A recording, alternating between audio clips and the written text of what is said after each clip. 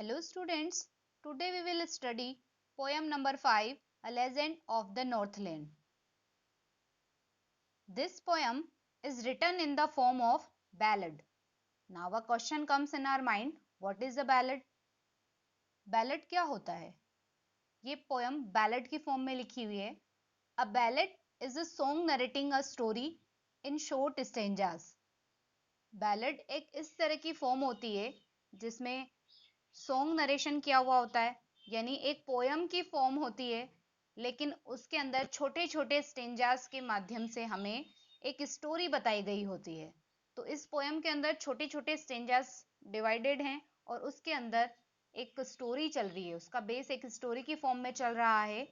Ballads are a part of folk culture और popular culture and are passed on orally from one generation to the next.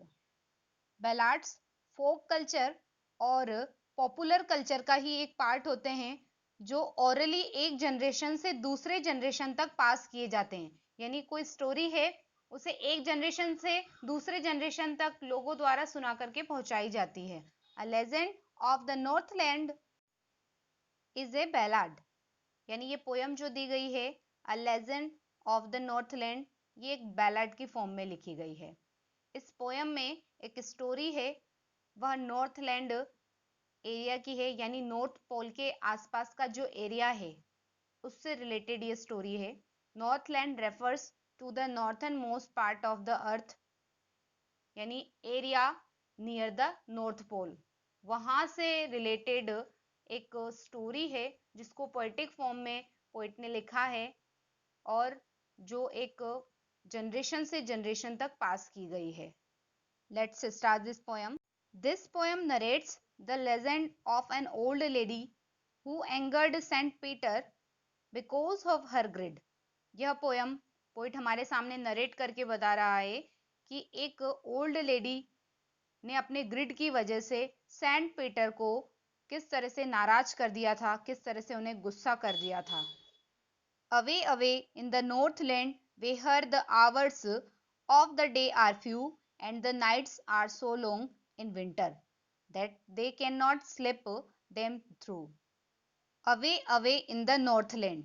Northland refers to the area near the North Pole. यानी अर्थ के north pole के आसपास का जो reason है वहां से रिलेटेड ये स्टोरी है. बहुत दूर नॉर्थलैंड में, away away in the Northland, where the hours of the day are few, जहां पर दिन के घंटे काफी कम होते हैं. And the nights are so long in winter, और रातें काफी ज्यादा लंबी होती है सर्दियों में, यानी सर्दी के मौसम में, विंटर के सीजन में रातें काफी ज्यादा लंबी होती है. That they can not slip them through, इस वजह से रातें इतनी लंबी वजह होने की वजह से वे पूरी रात सो नहीं सकते. जब वो सुबह उठ जाते हैं तब भी रात जैसा ही माहौल होता है. Where they harness the swift reindeer to the sledges when it snows and the children look like bears cubs in their funny furry clothes. वहां वे तेज दौड़ने वाले रेंडियर को हार्नेस करते हैं. उनकी जो गाड़ी होती है, स्लेज, उनकी जो कार्ट होती है, जब बर्फ गिरती है तो ठंडे इलाकों में एक गाड़ी चलाई जाती है जिसपे आगे रेंडियर, जो कि एक एनिमल होता है, उसको बांध दिया जाता है, उसको गाड़ी खींचने में वो काम करता है. तो जहां पर स्विफ्ट रेंडियर को स्लेज गाड़ी से हार्नेस किया जाता है, उसे जोतने के लिए काम में लिया जाता है. व्हेन इट स्नोज, जब बर्फ गिरती है. And the children look like bears cubs in their funny furry clothes, अब जब ठंड पड़ रही है, बर्फ गिर रही है, तो वहां के जो बच्चे हैं वो फनी, बहुत ही ज्यादा फनी दिखने वाला, और जो फर वाले क्लॉथ्स वो पहनते हैं उसमें वे बच्चे बियर के जो बच्चे होते हैं, भालू के जो बच्चे होते हैं जिन्हें बियर्स कब बताया है, उसकी तरह दिखाई देते हैं. They tell them a curious story, I don't believe it is true and yet you may learn a lesson if I tell the tale to you. वे उनको क्यूरियस कर देने वाली, यानी उत्सुक कर देने वाली एक कहानी सुनाते हैं. आई don't believe it is true, मैं बिलीव नहीं करता हूं, मैं विश्वास नहीं करता हूं कि यह सच होगी, या ये सच कहानी है, and yet you may learn a lesson if I tell the tale to you. लेकिन फिर भी अगर मैं आपको वो स्टोरी सुनाऊं तो आपको कोई ना कोई लेसन मिलेगा, यानी उस स्टोरी से आपको कोई ना कोई लेसन जरूर मिलेगा। वो स्टोरी अब स्टार्ट होती है। Once when the good Saint Peter lived in the world below and walked about it preaching just as he did, you know। एक बार सेंट पीटर जब इस धरती के नीचे, यानी इस धरती पर रहते थे और उपदेश देते हुए वे घूम रहे थे, जैसा कि तुम जानते हो वो अक्सर कर किया करते थे। He came to the door of a cottage in traveling round the earth, where a little woman was making cakes and baking them on the hearth. He came to the door of a cottage in traveling round the earth. पूरे अर्थ की travelling करने के बाद, travelling करते हुए वह एक cottage के डोर पर आए, यानी एक छोटा सा हट बनी हुई थी, एक घर बना हुआ था, उसके डोर पे वे आए। Where a little woman was making cakes, वहां पर एक छोटी सी औरत केक बना रही थी, and baking them on the hearth. Hearth means होता है चूल्हा या भट्टी, और उनको भट्टी के ऊपर या उनको चूल्हे के ऊपर बेक कर रही थी। And being faint with fasting for the day was almost done, he asked her from her store of cakes to give him a single one। Saint Peter अपने बारे में बता रहे हैं, and being faint with fasting, क्योंकि दिन भर उन्होंने फास्ट कर रखा था, उन्होंने कुछ खाया नहीं था, तो इस वजह से वो थोड़ा सा बेहोशी सा फील कर रहे थे। For the day was almost done, क्योंकि दिन लगभग समाप्त हो गया था। He asked her from her store of cakes to give him a single one. उन्होंने उस लेडी से कहा कि उसका जो स्टोर ऑफ केक्स है, जहां पर उसने केक बना करके इकट्ठा किए हुए हैं, उसमें से केवल एक केक देने के लिए उसे कहा। So she made a very little cake, but as it baking lay, she looked at it and thought it seemed too large to give away। अब जैसे ही केक देने के लिए सेंट पीटर ने उस लेडी को कहा था, उसने क्या किया, एक छोटा केक बनाया। So she made a very little cake, छोटा सा केक बनाया, बट एज इट बेकिंग ले, जैसे ही उसे बेक किया, बेक करने के लिए जैसे ही उसे डाला, she looked at it and thought it seemed too large to give away. उसको उसने देखा और सोचा कि ये तो बहुत बड़ा लगता है कि उसको दिया जाए, या देने के लिए वह केक काफी ज्यादा बड़ा लगता था। Therefore she needed another and still a smaller one, but it looked when she turned it over as large as the first had done। अब क्योंकि उस लेडी को पहले वाला केक काफी ज्यादा बड़ा लगने लग गया था, तो उसने क्या किया, दूसरा आटा गूथा। नीडेड मीन्स होता है आटा गूथना। उसने दोबारा से आटा लगाया और एक छोटा केक बनाया, and still a smaller one, जो अभी अभी तक बिल्कुल छोटा सा था। But it looked when she turned it over as large as the first had done. और जैसे ही वो उसको देखती रही और जैसे ही उसको बैक करते टाइम उसने टर्न किया, वो उतना ही बड़ा था जितना कि पहले वाला था, यानी पहले वाला केक जितना ही बड़ा, उसको पलटते से ही वो वैसा बड़ा दिखाई देने लगा। Then she took a tiny scrap of dough and rolled it flat and baked it thin as a wafer, but she couldn't part with that। Then she took a tiny scrap of dough। फिर उसने एक छोटा सा dough का part लिया, या थोड़ा सा स्क्रैप लिया, उसने गुथे हुए आटे को लिया, उसने उसको रोल करते हुए इतना ज्यादा फ्लैट कर दिया, और बेक करते टाइम वो इतना ज्यादा थिन था जितना कि वेफर होता है, यानी बेल बेल करके इतना पतला कर दिया था, जैसे कि कोई कागज हो या कोई वेफर हो, इतना ज्यादा उसको पतला बना दिया था। But she couldn't part with that, लेकिन वो इसे भी नहीं दे सकी थी, यानी इसका भी वो पार्ट नहीं कर सकी थी। Why? Because this lady was very greedy। For she said, my cakes that seem too small when I eat of them myself are yet too large to give away। So she put them on the shelf. For she said, क्योंकि उसने कहा, my cakes that seem too small when I eat of them myself. मेरे cake जब मैं उन्हें खाती हूँ या जब मेरे लिए जब मैं इसका यूज करती हूँ तो ये काफी ज्यादा छोटे लगते हैं, यानी जब मैं इन केक को खुद खाऊंगी तो ये मेरे लिए काफी ज्यादा छोटे हैं. Are yet too large to give away, so she put them on the shelf. लेकिन जब मैं इसे दूसरे को देती हूँ या दूसरे के देने के लिए जब मैं सोचती हूँ तो ये काफी ज्यादा बड़े लगते हैं, इसीलिए उसने उन्हें जो शेल्फ बनी हुई थी जहां पर वो केक को स्टोर करती जा रही थी वहां पर उसे रख दिया. Then good Saint Peter grew angry, for he was hungry and faint, and surely such a woman was enough to provoke a saint. Then good Saint Peter grew angry, तब अच्छे जो सेंट पीटर थे वो गुस्सा हो गए.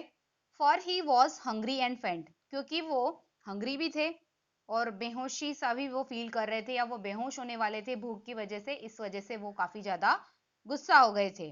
And surely such a woman was enough to provoke a saint, और निश्चित रूप से इस तरह की एक ग्रीडी लेडी एक सेंट को प्रोवोक करने के लिए, उनको भड़काने के लिए, उकसाने के लिए, उन्हें गुस्सा करने के लिए काफी थी. And he said, you are far too selfish to dwell in a human form, to have both food and shelter and fire to keep you warm. और जब सेंट पीटर काफी ज्यादा एंग्री हो गए थे तो उन्होंने कहा, you are far too selfish to dwell in a human form, यानी उन्होंने गुस्सा होने के बाद ऐसा कहा था कि तुम इतनी ज्यादा ग्रीडी हो, इतनी ज्यादा सेल्फिश हो, इतनी ज्यादा स्वार्थी तुम हो कि तुम ह्यूमन फॉर्म में रहने के लायक नहीं हो, यानी तुम ह्यूमन फॉर्म में रह सको इस तरह की तुम लेडी नहीं हो. To have both food and shelter and fire to keep you warm, और तुम्हें ये दोनों ही चीजें, खाना और ये शेल्टर, फूड और शेल्टर की अगर हम बात करें, और जो वार्म तुम्हें मिल रही है या जो फायर तुम्हें मिल रही है जिससे तुम गर्माहट फील करती हो, इन सब के तुम लायक नहीं हो. Now you shall build as the birds do and shall get your scanty food by boring and boring and boring all day in the hard dry wood. Scanty means होता है बहुत थोड़ा सा या बहुत ज्यादा कम. अब सेंट पीटर काफी ज्यादा गुस्सा हो गए थे तो उन्होंने कहा था, now you shall build as the birds do and shall get your scanty food. अब जिस तरह से पक्षी क्या करते हैं, पक्षी जिस तरह से नेस्ट को बिल्ड करते हैं इस तरह से तुम्हें भी करना होगा, और जिस तरह से वो थोड़ा सा फूड प्राप्त करते हैं, and shall get your scanty food, तुम अपना थोड़ा सा फूड प्राप्त करोगी by boring and boring and boring. Boring का मतलब है यहाँ पर किसी पेड़ में छेद करके या सुराख करके जिस तरह से पक्षी अपना फूड निकालते हैं, खाना निकालते हैं, उस तरह से तुम भी करोगी. All day in the hard dry would, पूरा दिन भर जो हार्ड, बहुत ज्यादा हार्ड होती है, ड्राई वुड होती है, जिस तरह से लकड़ियां बहुत सख्त होती है, उसमें छेद करके तुम अपने फूड को प्राप्त करोगी. Then up she went through the chimney, never speaking a word, and out of the top flew a woodpecker, for she was changed to a bird. अब सेंट पीटर ने उस लेडी को कर्स कर दिया था, उसे श्राप दे दिया था कि वो भी एक बर्ड में कन्वर्ट हो जाएगी. इस तरह से क्या हुआ, then up she went through the chimney, never speaking a word, तब वह एक भी शब्द बिना बोले हुए, यानी बिना शब्द को कुछ भी वो बोले हुए, चिमनी जो ऊपर की तरफ लगी हुई थी उस और वो चली गई. And out of the top flew a woodpecker, for she was change to a bird. फिर उस चिमनी के ऊपर से एक वुडपेकर उड़ा, यानी एक तरह का बर्ड होता है वुडपेकर जो ड्राई हार्ड वुड में से बोरिंग करके अपने फूड को बाहर निकालता है. तो वहां से एक वुडपेकर बाहर निकला क्योंकि अब वह लेडी एक बर्ड में कन्वर्ट हो गई थी, यानी सेंट पीटर के कर्ज की वजह से वह लेडी वुडपेकर में चेंज हो गई थी. She had a scarlet cap on her head and that was left the same, but all the rest of her clothes were burned black as a coal in the flame. अब यहाँ पर उस lady की change हुई form बताई गई है, किस तरह का एक वुड पेकर दिखाया देता है वैसा बताया गया है कि उसके सर पर एक गहरे लाल रंग की कैप थी। She had a scarlet cap on her head. Scarlet means होता है गहरा लाल रंग। उस तरह की कैप उसके सर पे थी। And that was left the same, और वह वैसी की वैसी ही रही। But all the rest of her clothes were burned black as the coal in the flame. लेकिन उसके बाकी के जो कपड़े थे वो आग की लपटों में जल करके कोयले की जैसे काले हो गए थे। यहाँ पे हमें एक वुड पेकर कैसा दिखाई देता है वो बताया गया है कि वुड पेकर एक काले रंग का होता है, छोटा सा होता है, और उसकी लंबी सी एक चोंच होती है। उसके सर पे एक रेड रेड होता है, तो वो रेड उसकी स्कारलेट कलर की एक कैप बताई गई है। तो इस तरह का वो हमें दिखाई देता है। And every country school boy has seen her in the wood where she lives in the trees till this very day, boring and boring for food. अब जब वह एक बर्ड में कन्वर्ट हो गई थी, यानी वो ग्रिडी लेडी जब एक बर्ड में कन्वर्ट हो गई थी, वुड पेकर में जब वो चेंज हो गई थी, उसके बाद की बात बताई गई है जो अभी तक कंटिन्यू है। And every country school boy has seen her in the wood. और हर गांव के स्कूल जाने वाले लड़के ने, या उस कंट्री के स्कूल जाने वाले हर लड़के ने उसे जंगल में देखा है। Where she lives in the trees till this very day, boring and boring for food. जहां पर वह आज भी पेड़ों में रहती है और खाने के लिए पेड़ों में वह बोरिंग करती रहती है, यानी पेड़ों में वह खाना निकालने के लिए आज भी वह सुराख करती रहती है। तो इस तरह से हमने इस पोयम के अंदर एक स्टोरी को पढ़ा, जो कि एक बैलेड थी और एक लेजेंड थी। लेजेंड के थ्रू हमें पता चला कि ये स्टोरी जनरेशन से जनरेशन तक पास हो रही थी। नॉर्थ लैंड की एक स्टोरी थी ये, जिसके अकॉर्डिंग ये बताया गया है कि किस तरह से एक ग्रीडी लेडी को सैंड पेटर ने एक वुड पेकर में कन्वर्ट कर दिया था। उसके ग्रिड की वजह से ही उसे वुड पेकर बनना पड़ा था।